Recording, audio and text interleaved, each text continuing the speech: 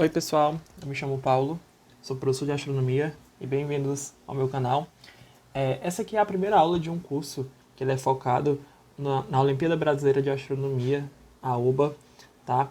E nessa primeira aula a gente vai ver um pouco acerca do Sol, a nossa estrela. Quando a gente pensa sobre o Sol, vem logo na nossa cabeça a figura de uma estrela, mas o que é uma estrela? Se a gente ficar ali um pouquinho debaixo do Sol, como o bom cearense fala, a gente vai notar duas características de uma estrela. A primeira característica é que é algo bastante luminoso, tá? E a segunda característica é que é algo muito quente. Nós estamos bem distantes do Sol, mas nós notamos que é algo que é bastante quente, tá certo? Então, vamos passar um pouquinho aqui a apresentação. Carl Sagan, que foi um importante astrônomo, ele dizia isso, que nós somos feitos de poeira das estrelas. Mas o que é que ele quer dizer com isso? Ele quer dizer que as estrelas, além de fornecer calor e luz, né, para o nosso planeta, também forneceram os elementos químicos necessários para a vida. Então, ferro, carbono, nitrogênio, oxigênio, todos esses elementos químicos eles são formados no interior das estrelas, tá? Os elementos químicos eles são formados lá e são liberados quando a estrela ela morre, tá? Então, nossa origem hoje ela é possível graças às estrelas que foram já extintas. E as estrelas que também hoje ainda estão aí, né? No caso, o nosso Sol. Então vamos conhecer mais detalhes acerca do nosso Sol. Primeiro dado é que é a estrela mais próxima e a melhor estudada. O conhecimento aumentou a partir de 1980, que foi quando nós enviamos mais satélites para o espaço. Então nós pudemos dar um upgrade na pesquisa sobre o nosso Sol. Nós sabemos de muitas coisas hoje. O Sol ele está localizado a 150 milhões de quilômetros do nosso planeta. Essa distância nós chamamos de unidade astronômica. Eu até coloquei aqui, ó. E vocês vão notar isso muito quando a gente falar de distâncias no sistema solar. Por quê? Porque nós estamos falando de distâncias muito grandes. Então, usar quilômetros fica números muito absurdos. Então, quando a gente faz essa conversão para a unidade astronômica, fica tudo mais fácil de trabalhar. Então, unidade astronômica é a distância média entre a Terra e o Sol, tá?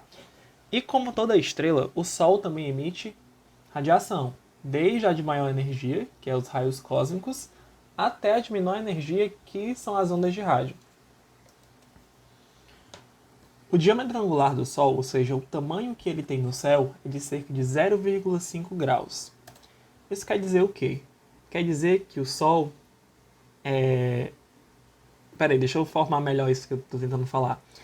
O Sol ele tem 0,5 graus. A Lua também tem 0,5 graus de diâmetro angular.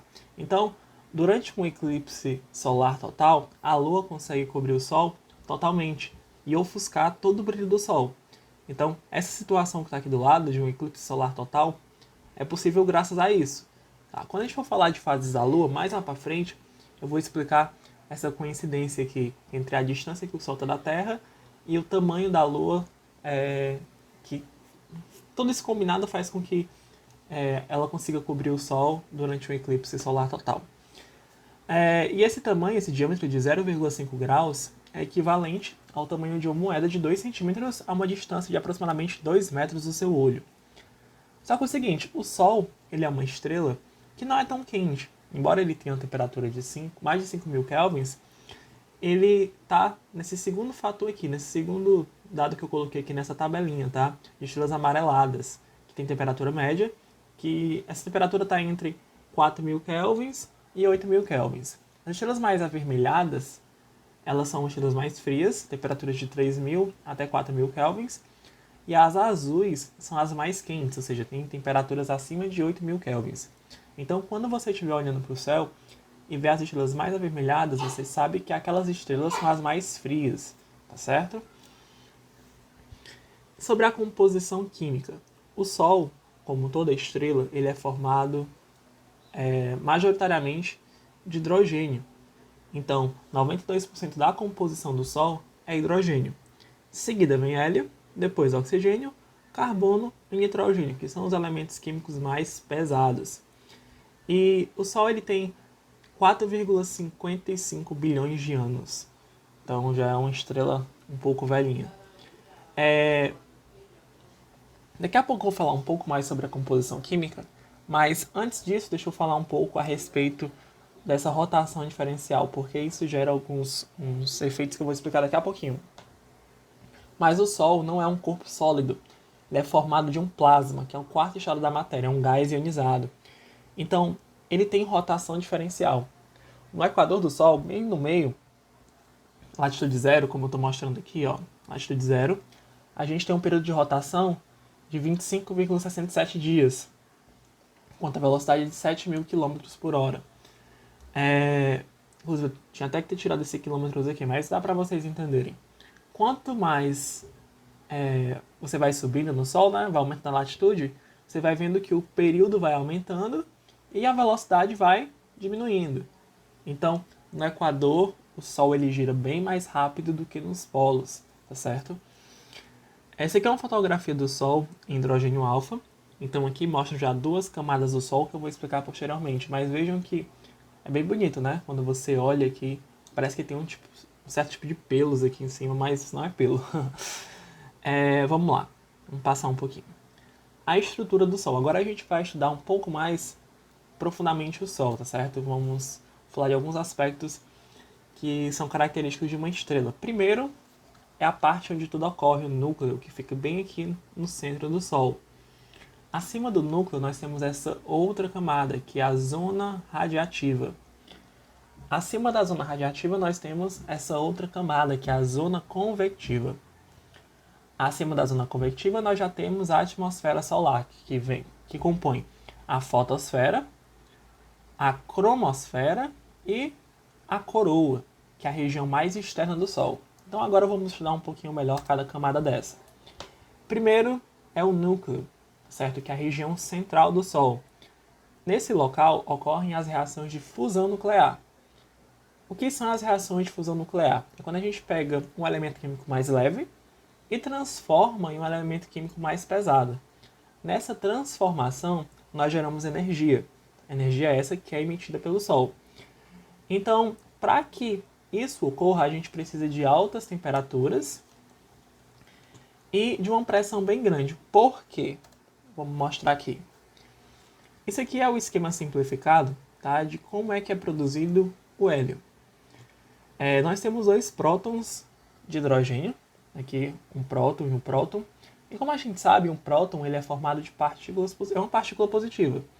Então, positivo e positivo.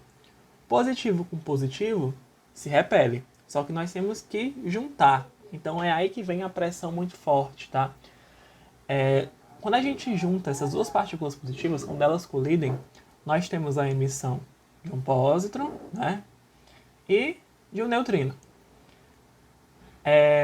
Então aqui nós formamos o deutério, tá certo? O deutério de hidrogênio, que é formado de um um próton e um nêutron. Se eu chocar outro núcleo de hidrogênio, outro próton, nós formamos o núcleo de hélio 3, que tem dois prótons e um nêutron. Vejam que quando eu choco o deutério com o próton de hidrogênio, eu libero energia na forma de radiação gama, tá bem aqui, ó. Raios gama. E aqui eu formei o núcleo de hélio. Mas para que eu consiga formar o hélio 4, como vocês estão vendo bem aqui, eu preciso chocar outro núcleo de hélio 3. Então, vejam, ó, tem 1, 2, 3, 4 prótons, né? E 2 nêutrons. Quando eu choco essas duas partículas de hélio 3, eu formo o hélio 4, que é o hélio que tem 2 prótons e 2 nêutrons, e eu tenho uma liberação de 2 prótons de hidrogênio. Prótons esses que vão voltar aqui para cima, ó, e vão formar a cadeia para formar outro núcleo de hélio 4. Então aqui nós saímos de um elemento químico mais leve, que é o hidrogênio, até formar o hélio, que é o elemento químico mais pesado. Se eu pegar aqui, ó, o hélio 4, chocar com outro hélio 4, né, fazer a fusão, eu produzo o berílio, certo? Berílio 8. Berílio 8. Se eu chocar aqui o núcleo de hélio 4 também, com esse berílio 8, eu formo o carbono 12. Então, é com esses processos que uma estrela ela vai gerando energia, né? Ela vai liberando energia e vai produzindo elementos químicos mais pesados. Começa com hidrogênio, vai para o hélio, berílio, carbono e aí vai. A camada radiativa é a segunda camada de dentro para fora, a gente está trabalhando de dentro para fora, tá? E assim que a energia ela é produzida pelo núcleo, ela vai para essa camada. É uma camada que ela tem uma densidade muito alta, tá certo? E para a radiação sair dali, é somente por absorção e reemissão, tá certo? Então, para a energia sair dali, as partículas estão ali, elas absorvem energia e reemitem. Porém, é um processo que demora de 100 mil até 1 milhão de anos para que a energia produzida pelo núcleo ela consiga passar dessa zona, tá certo? Ok, por enquanto só. Isso aqui eu estou repetindo a mesma imagem, tá? Para mostrar onde é que ela está, ó. A zona radiativa é essa segunda zona aqui, falamos do núcleo, falamos dela.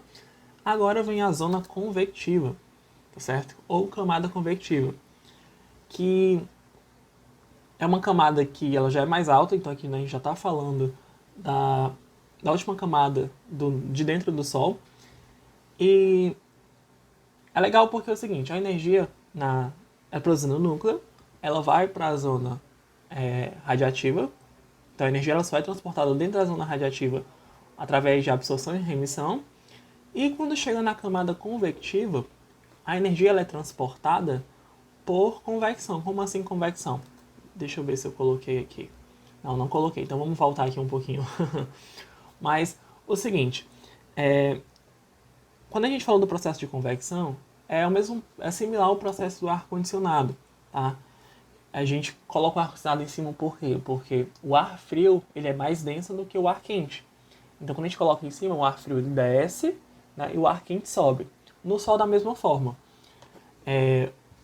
A parte de baixo deixa eu voltar aqui. A parte de baixo aqui da zona convectiva, ela tá bem mais quente do que a parte de cima. Então, essas partes aqui, ela sobe, tá? E a parte mais fria, o plasma mais frio, ele desce. Então, a energia aqui, ela é transportada por convecção. A parte mais quente sobe, porque é menos densa, e a parte mais fria desce, porque é mais densa. E fica nesse processo. Enquanto a energia é produzida no núcleo, na zona radiativa, ela é transportada por radiação, e na zona convectiva ela é transportada por convecção. Então, agora falando da atmosfera solar, tá certo? Que é constituída de fotosfera, cromosfera e coroa. Mas o que é fotosfera, cromosfera e coroa? Eu vou explicar bem direitinho. A fotosfera seria como se fosse a superfície solar. Se você fosse andar no Sol, seria o local que você iria colocar seus pés. Claro que o Sol é formado de plasma, não tem como você andar lá. Mas essa analogia é só para vocês entenderem exatamente onde é que está essa camada. Ela é bem fina, tem 300 km de espessura. 300 km por Sol é algo bem fino. A temperatura da fotosfera ela varia de 5.700 kelvins até 4.200. Isso aqui é uma fotografia da fotosfera, tá certo? Quando a gente olha para o telescópio, com o telescópio a gente vê ela mais ou menos assim. Claro que para observar com o telescópio você precisa ter filtros adequados. Não é recomendado você olhar para o Sol com o telescópio ou a olho nu, porque você vai queimar seu olho. Então não aponte telescópio para o Sol. E a gente sempre consegue enxergar umas manchinhas, tá certo? Que são as manchas solares. Só que é o seguinte, quando a gente olha para o Sol com mais detalhes, utilizando equipamentos que são mais sensíveis, a gente consegue enxergar esses grânulos aqui, ó, chamados de granulação fotosférica. Esses grânulos são justamente as partículas, tá certo? Os bolsões de plasma que estão mais quentes e mais frios. Aqueles mesmos bolsões da zona convectiva. Então, a energia que sai da zona convectiva ela é jogada diretamente na fotosfera, tá ok? E os efeitos mais notáveis da fotosfera são essas manchas, as manchas solares que são produzidas pelo campo magnético do Sol. E a gente tem a umbra, que é essa região mais escura, e as penumbras. É interessante porque as manchas solares, elas sempre aparecem em pares, tá certo? E embora elas sejam mais escuras, é até importante eu voltar aqui para falar isso. Embora elas pareçam ser mais escuras, não quer dizer que elas não são brilhantes, tá certo? Se você pegar essas manchas e colocar no céu sem o sol, só no céu noturno, por exemplo, ela ia brilhar tal quanto se você estivesse olhando para o sol. Então, são regiões de temperatura mais fria do que a fotosfera, porém são bem quentes ainda. E agora falar um pouco sobre o campo magnético do Sol, tá certo? O campo magnético do Sol, ele é meio turbulento, como vocês estão vendo nessa segunda imagem. Eu vou falar de uma forma bem simplificada, tá certo? Para que todo mundo consiga entender. O Sol é formado de plasma. E as linhas de campo magnético parece que elas se prendem ao plasma. E lembra que eu falei logo no início da apresentação, logo no início da aula, que o Sol tem uma rotação diferencial? Que o equador do Sol, aqui bem no meio, gira bem mais rápido do que nos polos. Essas linhas, elas parecem ficar fixas no Sol. Bem aqui, ó, com o modelo de Babcock. Fala. Então, nós temos as linhas de campo magnético e nós temos a rotação diferencial. O que acontece? Ó? O equador gira bem mais rápido do que os polos e, com o passar do tempo, nós temos um emaranhamento dessas linhas, tá certo? O que acontece quando tem esse emaranhamento das linhas? Alguns tubos de fluxo magnético, eles sobem, né? Eles sobem acima da fotosfera. E formam aqui as manchas solares, tá vendo que sempre é em pares, ó, porque tem esses tubos, uma parte do tubo sobe. Eleva um pouco o plasma. Quando ela eleva um pouco o plasma, a temperatura aqui não fica igual à do plasma da fotosfera. Então, a temperatura aqui abaixa um pouco, mas continua muito quente, mas abaixa um pouco comparado com a fotosfera. E a gente tem um aparecimento de várias e várias manchas. O ciclo solar é de cerca de 11 anos. Então, a cada 11 anos nós temos um pico no número de manchas. Depois de 11 anos, o Sol ele inverte um campo magnético e todas essas linhas, elas são, como é que eu posso dizer? Elas dão tipo um restart. Então, volta tudo para a primeira situação. Depois de acontecer isso daqui, depois de 11 anos, volta para essa situação aqui, ó. Tá certo? Então é por isso que em alguns momentos, quando você olha para o Sol, você não enxerga nenhuma mancha solar.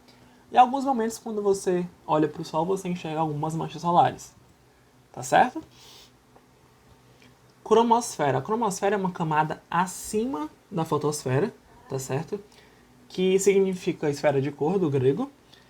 É uma camada que tem 10.000 kelvins de temperatura. Vejam que a fotosfera ela tem temperatura de cerca de 5.000 kelvins. A cromosfera já aumenta essa temperatura para 10.000 kelvins. Olha que fato curioso, como é que algo mais frio está aquecendo algo para ficar bem mais quente. Né? Mas vamos lá, até então. E a cromosfera ela só pode ser observada se você utilizar filtros H-alfa, tá certo? Como naquela fotografia que eu mostrei. Aqui uma fotografia do Sol com a fotosfera e a cromosfera. A cromosfera é como se fosse essas nuvenzinhas, esses pelinhos que estão aqui no Sol, que não são pelos, tá certo? Aqui também uma fotografia do limbo solar. O limbo seria a borda do Sol. E aqui estão as espículas da cromosfera, tá certo? E a última camada do Sol é a coroa, que é a camada mais externa. E que ela começa no Sol e vai até... ela preenche todo o sistema solar, tá certo? Só que é o seguinte, olha que fator curioso. Eu vou até mostrar nesses gráficos. O núcleo é a região mais quente do Sol e é onde a energia é produzida. Mas vejam o seguinte. Temperatura da ordem de milhões, né? 10 elevado a 7. Aí, ó. Quanto mais você vai se afastando do núcleo, aqui o gráfico tá temperatura e raio solar. Quanto mais você vai afastando do núcleo, menor vai ficando a temperatura. Então, no centro do Sol a temperatura é altíssima. Quando você sai do núcleo, já no início da zona radiativa, a temperatura já abaixa um pouco, tá? Você vai para a zona convectiva, a temperatura já abaixa muito. Então, bem aqui é a fotosfera, ó. Tá certo? Bem aqui é a fotosfera já. Então, na fotosfera a temperatura já está bem baixa, ó. A ordem de 10 elevado à quarta, tá bem aqui, ó, que é dos 1000, né? Então, a continuação desse gráfico está nesse outro ao lado. Então, a fotosfera, a temperatura vai abaixando. Quando chega na cromosfera, ela começa a aumentar, né? E chega na coroa solar, a temperatura vai para a ordem de milhões de novo. É algo bem estranho de se pensar isso, né? Que no núcleo a temperatura é muito alta, temperatura baixa, e depois ela sobe de novo. Por que isso ocorre? Até hoje não se tem uma definição correta de como é que isso ocorre. A NASA enviou recentemente uma sonda que vai para a coroa solar para estudar isso melhor. Então, dentro de alguns anos, nós vamos ter uma resposta, né, a essa pergunta de como algo que é bem frio, que seria a superfície solar, aquece essa região para que ela tenha temperaturas de milhões de kelvins. Ok? Beleza. Só que o Sol, ele emite também partículas carregadas. Essas partículas carregadas, nós chamamos isso de vento solar. Esse vento, ele preenche todo o meio interplanetário, tá certo? E sai da coroa solar. Por isso que eu falei que a coroa, ela preenche todo o meio interplanetário. Todo o sistema solar é o meio interplanetário. O que acontece? Essas partículas carregadas, elas encontram o nosso planeta e o nosso campo magnético, parece uma aranha aqui, ele protege a gente dessas partículas, tá certo? Como assim protege a gente dessas partículas? Pera, deixa eu voltar um pouquinho, porque aí já começa a falar sobre os cometas. O que acontece? As partículas carregadas, elas passam pelo campo magnético do nosso planeta e elas são desviadas para ir para os polos, tá certo? Nos polos, elas começam a percorrer um caminho que elas vão perdendo energia. Elas vão perdendo energia. Essa energia perdida, ela é liberada como luz.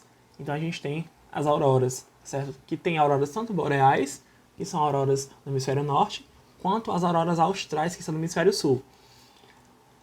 Também o vento solar é responsável por produzir essa cauda dos cometas, certo? Essa cauda sempre aponta para a direção oposta ao Sol.